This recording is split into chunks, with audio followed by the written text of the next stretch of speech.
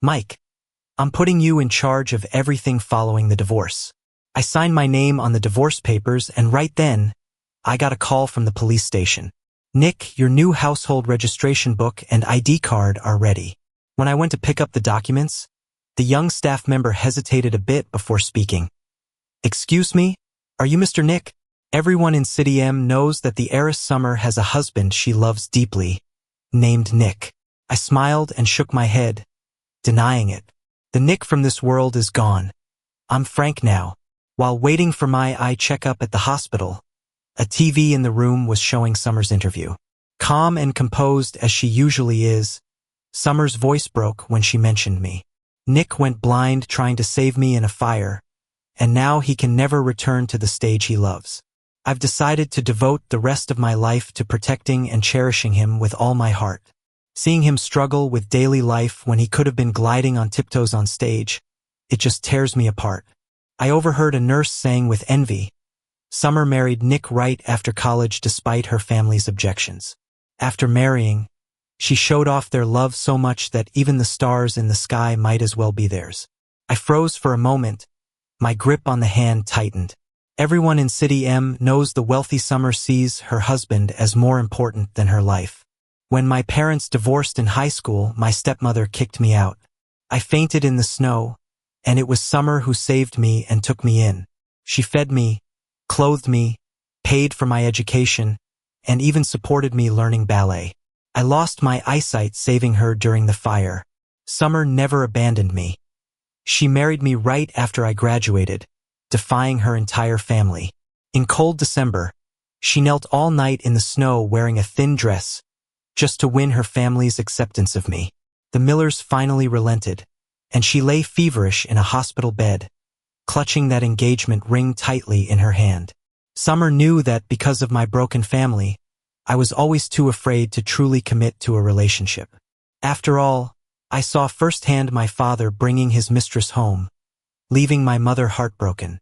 On our wedding day, Summer knelt on one knee, her expression sincere. Nick, I promise to spend my entire life loving and cherishing you. There will never be betrayal or lies between us, and I will be faithful to you for eternity.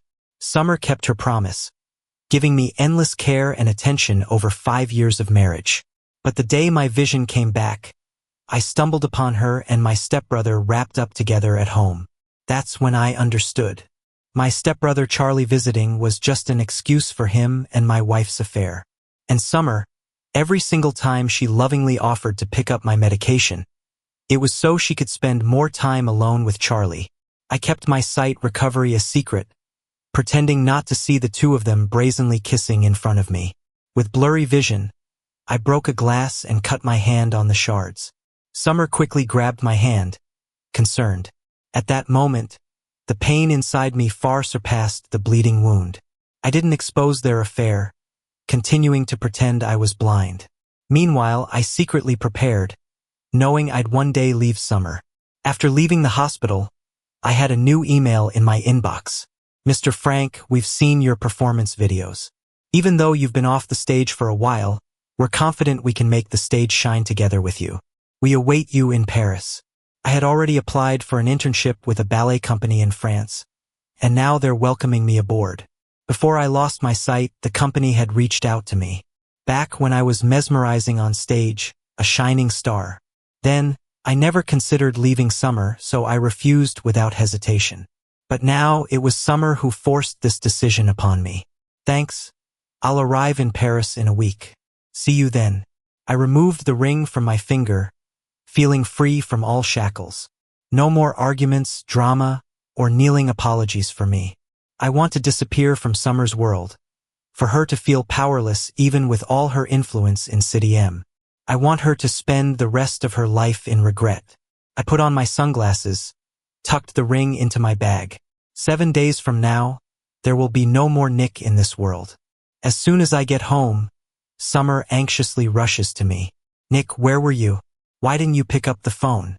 She furrows her brows, taking my bag from my hands. I noticed she was wearing something different from earlier, and the laundry scent wasn't ours. I forced a smile and handed her the fake diagnostic sheet. I went for my eye checkup, The doctor said things aren't too great. Summer helped me to the couch, carefully placing a warm cup of water in my hand. How could you just run out on your own? Do you know how worried Summer was? Charlie emerged from our bedroom, still wearing my pajamas. His unbuttoned collar showed countless hickeys. His enticing gaze hooked on Summer beside me. I pretended not to notice, identifying the voice with my ears. When did Charlie get here? But inside, I clenched the cup even tighter, a sharp pain piercing my heart at this sight. Mom asked me to bring some supplements for you. They're good for your eyes. You need to recover your sight soon. The dance association in City M has given me the lead dancer spot, which was all yours. Charlie's gentle demeanor and beaming smile made his words feel like a blade, stabbing straight into my chest. I stayed silent, deep in thought. I knew Charlie's talent. He could never deserve the lead dancer spot. His growing opportunities over the year made me suspect Summer might be helping him behind the scenes. All right, I've got some work to do at the company. I'll go now. Summer put vitamins beside me and thoughtfully prepared fruit. Nick, you rest at home. I'll come back early to keep you company. Then she gave my stepbrother a knowing glance. He understood immediately. The dance troupe also has practice today, so I'm heading out as well. I bid them farewell warmly, watching Charlie wrap Summer in his arms. I timed it, then looked down from the balcony to where Summer parks her car. The two hadn't walked far before they were passionately kissing, and soon, Charlie cradled Summer and laid her on the car's back seat, leaning in after. I took a few photos and sent them to Mike. They didn't even close the car door, the vehicle softly swaying. Fighting to control my breathing, the dull pain in my heart twisted into a sharp knife, leaving me breathless. Summer and I had known each other for 10 years, married for 5.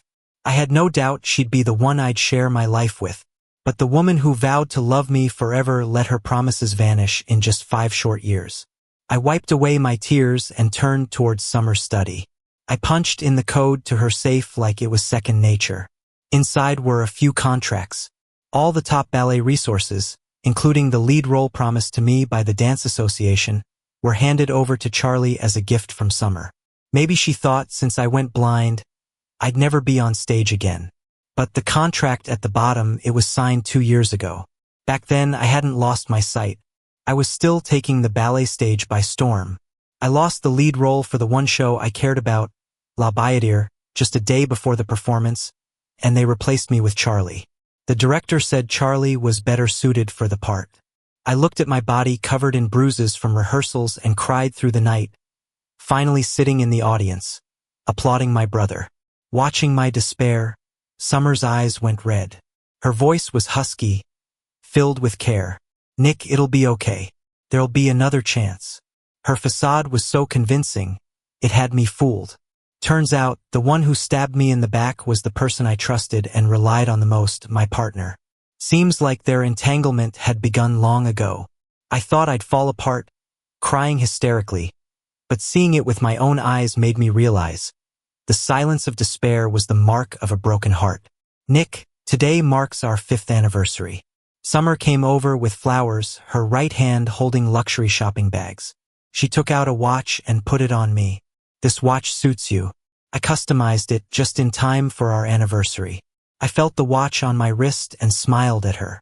The signed divorce papers were set aside in a beautiful gift box, which I handed to her.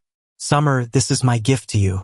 Her face lit up with excitement, and she eagerly moved to untie the ribbon. Open it in a week, it's a surprise. I stopped her, my expression calm. All right, I'll listen to you, Nick. She placed the box in the display cabinet, then took my hand. I've made reservations, we're celebrating there tonight. We spent every anniversary at Rose Restaurant. Summer said the spot was perfect, you could see all of M City's night view from the window. She even planned a magnificent fireworks display at 8 p.m. Though I couldn't see it, the sound helped me picture the momentary splendor against the black sky. On our way, Summer set me in the passenger seat and went to the trunk to get a blanket. I noticed a thin sheet of paper tucked in the door pocket. Summer's pregnancy test results. She was pregnant with Charlie's child. Since losing my sight, we rarely got close. Whenever she kissed my eyes, I'd awkwardly pull away. She wasn't upset, just held me, breathing heavily, placing tender kisses on my forehead. Nick, don't worry, I'm here for you. What I didn't provide, she gave to Charlie. My breath caught as I put the paper back. Her phone was connected to the car's Bluetooth, and I turned to see her standing at the back, texting. I opened her chat. It was Charlie's. I'm coming with you. Don't be silly. It's Nick's and my anniversary. Stay home. I'll come over after dinner. I was there last time too, right at the next table. He won't find out. No wonder last anniversary. Summer kept finding reasons to leave the table. After a pause, she agreed, fine, we'll go first, you take a cab. I laughed quietly as I shut off the screen. That blanket took her 10 minutes. Not that she was looking for it, but where her heart lingered. Dinner was tasteless. Summer soothed me with words while stealing glances at Charlie at the next table. 8 o'clock came, and the fireworks began. Charlie edged towards the window, but I turned to the night, keeping a tight grip, refusing to reveal anything. Fireworks, like bright stars, lit up the darkness with radiant colors. My heart clenched, painfully numb. I watched, my name once spelled in light against the sky, now erased. Out of the corner of my eye, Charlie threw himself into Summer's arms. They embraced and kissed, unaware of my blurred vision in the chaos. Memories of our first anniversary flooded back. Summer hugged me from behind in this very spot. Her love spilling from her eyes. She'd said, every year, I'll light the most spectacular fireworks just for you. I'll show the world, Nick, that you're my one true love. A decade of moments seemed like a dream. I lived in an illusion of love, crafted by Summer. Now awake, it's time for me to leave. My new ID and passport are ready, and tomorrow I'll fly to Paris. The following morning, I calmly sat and made breakfast, preparing Summer's portion too. Nick, why are you up so early? Summer came out, seeing the food ready. She hesitated only a moment, then hurried to me, holding my hand. There were small cuts from unfamiliarity with knives, and burns from splattered oil. You can't even see, why cook? Lucy will be here soon. Doesn't this hurt? She gently held my hand, a few tears falling onto it. With another glance, her eyes were already red. Her acting was so polished that if I hadn't seen for myself, I'd never believe the woman who claimed to love me more than anything was unfaithful. I'm fine. Just thought I'd cook. It's been a while. I'd already told Lucy to come by later. By then I'd be out of M City. I tried to pull my hand away, but she took it to the living room, applying ointment. My husband's hands are too beautiful to mar. Looking at Summer's focused head, I almost blurted out and asked her why. Luckily, I held back. While she fetched Band-Aids, I saw a message from Charlie on her phone. Heaven Hotel, room 1012. When Summer returned, I acted indifferent. Summer, your phone went off earlier, I said. I might have brushed it while checking. She caught sight of Charlie's bold, explicit photo. She swiftly picked up her phone, pausing for a moment, then relaxed. Staring at my blank eyes reassured her. I kept a calm face, though my hands trembled. The hospital messaged me, I'll get your new meds. You wait at home. I'll be back soon. Summer caressed my hair gently. Quite an effort on their part. Meeting at a hotel so early to maintain the facade. Summer, goodbye. My unusual words puzzled her a bit, but she smiled. Nick, wait for me to come back. The door clicked shut, and I breathed. Wait for her? Never again. I quickly packed my bags, gathered everything related to me at home, and contacted the junkyard to pick them up. Sitting in the cab heading to the airport, I received a message from Charlie. I knew Summer was pregnant with his kid. It was only natural for him not to want to just be a sidekick anymore. Charlie sent tons of intimate photos and chat logs of the two of them, including Summer's pregnancy test results. I swiped through the messy pictures one by one. My chest felt a dull ache, but it didn't hurt as much anymore, until I saw the chat logs from a month after I went blind. Summer couldn't wait to transfer my resources to Charlie on the first day they broke the taboo. The woman I loved deeply, my wife, was involved with my stepbrother shortly after I lost my sight to save her.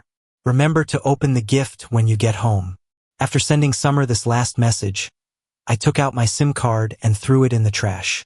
As the flight announcement blared, I took one last look at the sign of City M. From now on, Nick no longer exists in this world. I'm Frank. Summer looked down at the message from Nick, sent a few responses urging him to sleep early and saying she'd return tomorrow. There was no response from his side, so she guessed he had fallen asleep. Since losing his sight, Nick's moods were often sullen, and his health wasn't great, but his routine was steady. Upon getting the test results, Summer was both shocked and delighted. Delighted because she's always wanted a child. Shocked because she never expected it to be Charlie's. They had a few intimate encounters under Charlie's seduction. But her child had to be Nick's. To her, Charlie was just a fling. Her husband would always be her husband. Summer stood by the window, not exactly happy. What if Nick found out?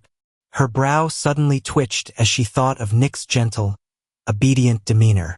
No, he wouldn't find out. Summer, what do you think about the kid?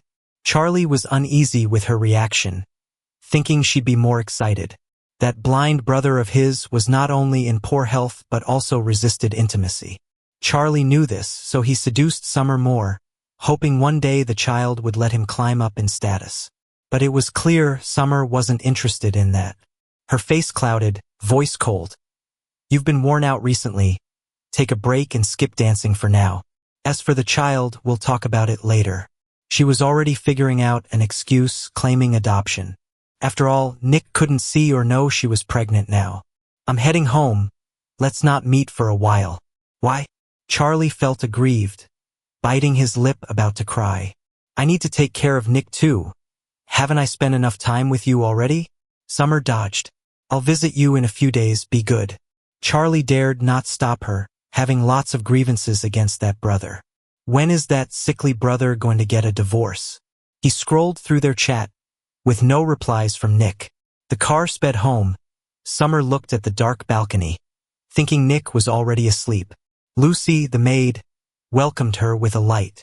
Summer handed over her coat, casually asking, Is Nick asleep yet? Lucy, surprised and stammering, replied, No, he messaged me this morning to come back later tonight. When I arrived, no one was home. I thought you both had other plans. With every word, Summer's eyes darkened. Did he say anything else? Nothing more. Lucy's face turned pale, fearing she might upset the woman before her. Okay, you can go. Summer dialed Nick's number, clutching the phone, her expression turning darker. She waited a few seconds but only got the automated voicemail of a shut-off phone. As she hurriedly went upstairs, she called her assistant. Jenny, check all of Nick's call records now. Look into his documents, see if there are any immigration records. Summer's voice was colder than ever, but a fierce aura surrounded her. There weren't many places Nick could go. After all, he couldn't see, where could he run to? With that thought, an impossible notion slowly surfaced in her mind.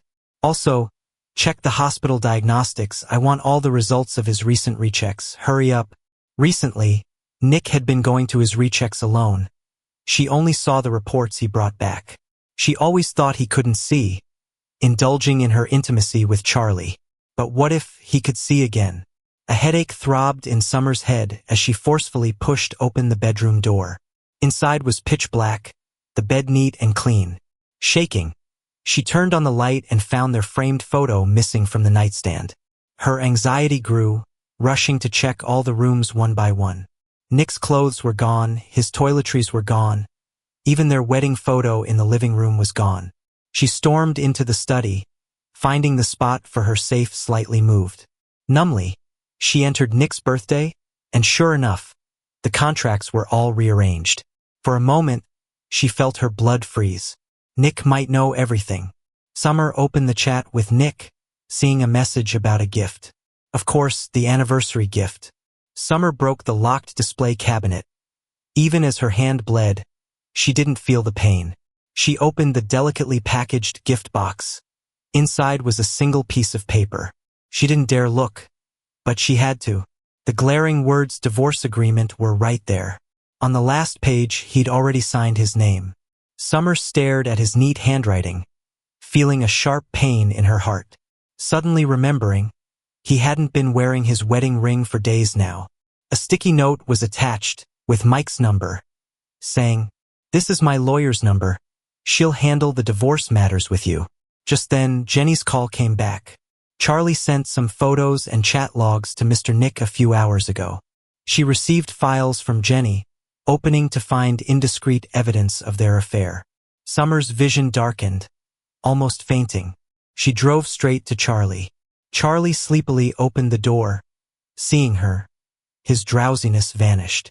He was overjoyed, hugging her and whining like usual. "Summer, why'd you come back?" Before he could finish, Summer slapped him. Charlie was in pain, feeling dizzy, turning back to face a furious Summer. "What's wrong with you?" He was dazed, unsure how she seemed like a completely different person in just a few hours. Summer grabbed his chin. "Charlie, didn't I tell you to keep our affair from Nick, right?"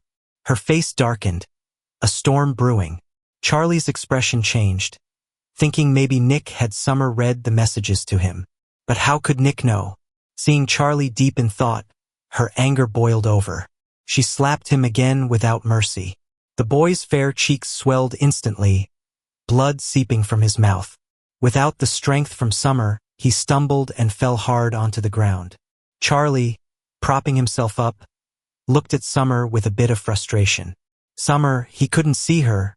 How could he discover what had happened? "You still have our child in your belly? Please don't get angry. It's not good for the baby." He bowed down and made a pleading gesture. Summer looked down at him coldly and let out a mocking laugh. Nick probably could see a long time ago. The next moment, Summer kicked Charlie hard in the chest. With one kick, Charlie was thrown to the ground, and Summer's belly suddenly hurt. When she felt a warm sensation below, Summer's face turned pale. Seeing Summer's pained expression, Charlie pleaded desperately, "Summer, it's my fault. I didn't know any better. But please, go to the hospital, save our child. Won't you?" Tears mixed with blood flowed down his cheeks, and Charlie kept hitting his head on the floor. But Summer didn't soften a bit, her face white and gloomy. "I'm only dealing with you for Nick's sake, and I'd only have his kids. You? Do you think you deserve it? I can't believe you can't see reality and still think you can replace him. From now on, the ballet company will no longer use you, and the unwanted child inside me, I will not keep."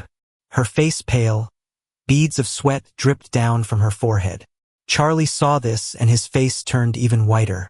"Summer, I can stop dancing, but please save our child. It's half your flesh and blood too. Trash like that? Something from you doesn't deserve to be called my child."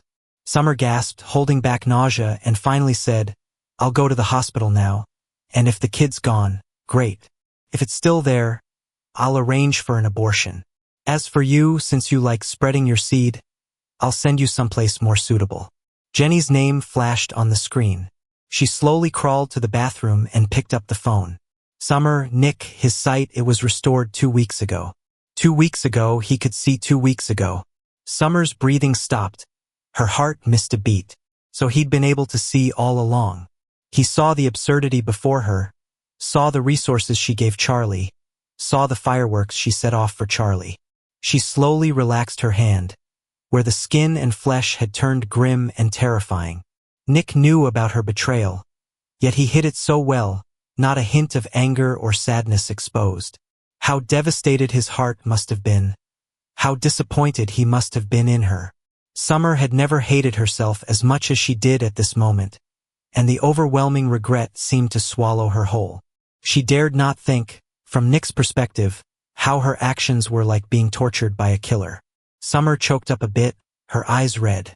Jenny listened to the sounds on the other side, nervously continuing, "I checked all his records. The police station said he's probably changed his name. There's no trace of Nick anywhere." Hearing this, Summer could no longer hold herself up and collapsed into a pool of blood. "When I first landed in Paris, the ballet company's lead greeted me warmly. Zephyr was filled with ballet dancers from around the world, all sharing common dreams and striving together. At first, dealing with the time difference and heartache, I found it hard to adjust, having trouble falling asleep. After taking melatonin to finally get some rest, I'd often dream all night about various moments with Summer. Waking up in the middle of the night, my face would be wet with tears. Eventually, I stopped trying to sleep, spending nights alone at the dance studio, practicing until I was tired enough to crash on the couch.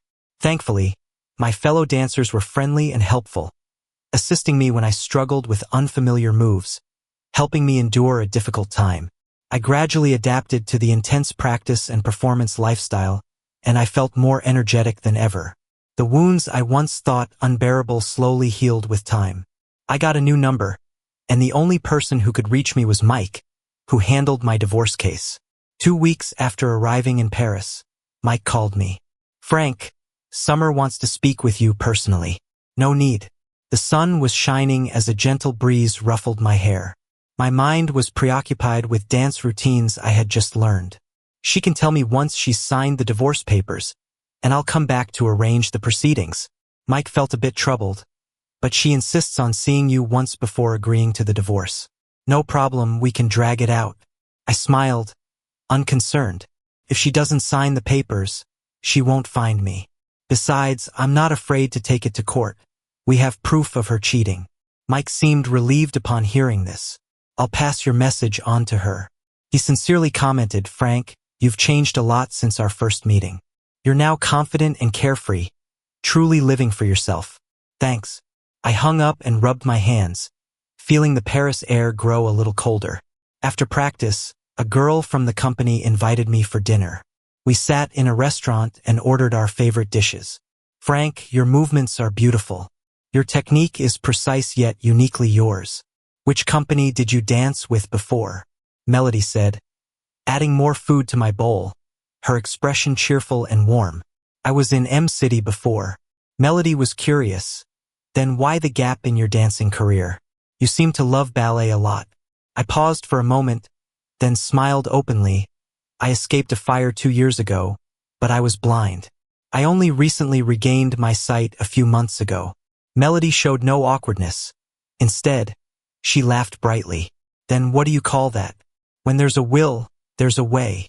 Her positive attitude was infectious, filling me with warmth. Even though I went through emotional betrayal and deceit, I regained my sight, decisively leaving lies behind, and could once again do what I loved. Isn't that a form of luck too? Feeling a lump in my throat, I raised my drink to toast with Melody. "You're right, I feel reborn now." Getting the response from Mike, Summer sat hopelessly on the couch. There was no turning back now. She knew Nick was determined to get away from her. She drank one cup after another, ignoring her friends' attempts to stop her. She hoped to numb her aching heart with alcohol, yet memories of better times would still emerge. Summer suddenly recalled their wedding day. Nick knelt on one knee, his eyes full of her. Back then, she never imagined she would cheat. She professed her love, straightforward and passionate. Betrayal and deceit were things she'd never considered. When did she forget her original intentions? First, she was genuinely touched. She never expected someone to risk their life in a burning building to save her. She felt sorry for Nick, wishing she could trade places and take his blindness. But over time, their mundane life grew dull. She found herself drawn to the fiery Charlie, even getting swept up in it and giving her the best resources. It wasn't until Nick actually left that Summer had a major realization. She couldn't live without Nick. But now she had truly lost him. Thinking about this, Summer covered her face in pain, tears squeezing through her fingers. Her brothers exchanged glances, shocked at how things turned out. Nick's stepbrother, Charlie, was a wreck, and dancing was the least of his concerns. Standing up again was a big question. The Millers were pressing Summer to finalize the divorce quickly, before things got out of hand, so they could arrange a new marriage. Someone needed to inherit the business. 3 days later, Charlie took to the internet, exposing Summer's actions, determined to fight her. He posted all the evidence, admitting to being her lover. Yet all their boundary-crossing interactions were initiated and accepted by Summer herself. Charlie even shared his hospital records with injury assessments. Summer, who was once devoted to her husband, had cheated with his stepbrother, using violence and risking lives. The online world exploded with the news, causing the miller's stock to plunge. Summer's father, in rage, gave her a few lashes with his belt. Her back was raw, yet she remained unyielding. Finally, her bedridden grandfather spoke up. "Summer, you're terribly wrong. You begged for the chance to marry Nick, yet you didn't treasure it. Now, refusing a divorce is just dragging him down, hurting him again. Sign the divorce papers immediately and handle the company affairs properly. Stop this nonsense." Summer's straight back finally slumped as she lowered her head. She called Mike. "Please tell Nick, I'm willing to divorce." Once notified, I arranged my schedule, flying back from France. After the divorce was finalized, Summer and I exited the Civil Affairs Bureau together. In just 6 months, Summer had changed drastically. Although it was early winter, she wore only a wool coat. I recognized it. It was my wedding gift to her. The once elegant and proud woman was now utterly worn. Her once full face was now gaunt, eyes bloodshot. Even her once firm posture was slouched. Summer halted me with a low, raspy voice. "Nick, how have you been?" I chuckled silently, waving the divorce papers. "My name's Frank. Nick doesn't exist anymore." "All right, Frank." Her expression fell for a moment, then a hint of color returned. "Are you staying in M City? Maybe we could still be friends. Sometimes, could I come see you?" "I'm not staying here," I answered firmly, my expression neutral. "We won't be seeing each other again." I turned to walk away, but Summer grabbed my arm. "I know I was wrong, Frank. I know how terribly wrong I was, betraying our vows, breaking your trust. Even my life was saved thanks to you." Summer gave a bitter smile, tears glistening in her eyes. "Can you give me another chance? I promise never to deceive you again. I'll take care of you, and we'll have a lovely child. If you're still hurt, we could start over. You could let me chase you again. Stop dreaming, Summer." I cut her off, extinguishing her last hope completely. Just like she once cruelly did to me. "There's no future for us. I'll gradually forget you and start a new life." The icy wind blew, winter's chill numbing. Watching her frail silhouette fade, Summer felt a dull ache in her heart. It was her own doing that severed all the love. Once everything settled, I rushed back to Paris to perform in my dance troupe's first show. The piece I danced was La Bayadere, a performance that once slipped from my grasp but captivated my soul. I stretched my arms, rose up on my toes, and danced, losing myself in the music. My movements were fluid and light. As the performance ended, the applause was deafening. I was ushered forward to deliver the curtain call speech. Holding the mic, under the stage's dazzling lights focused just on me, it felt like a dream being back on the beloved ballet stage. But everything around me was real. This reality brought me to tears. With warmth in my eyes, I flashed a confident, bright smile. I thanked my dance troupe friends, ballet, and myself for daring to start over.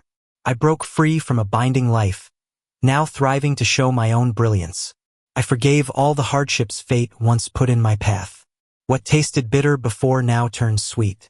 I am Frank. From now on, I live for myself alone.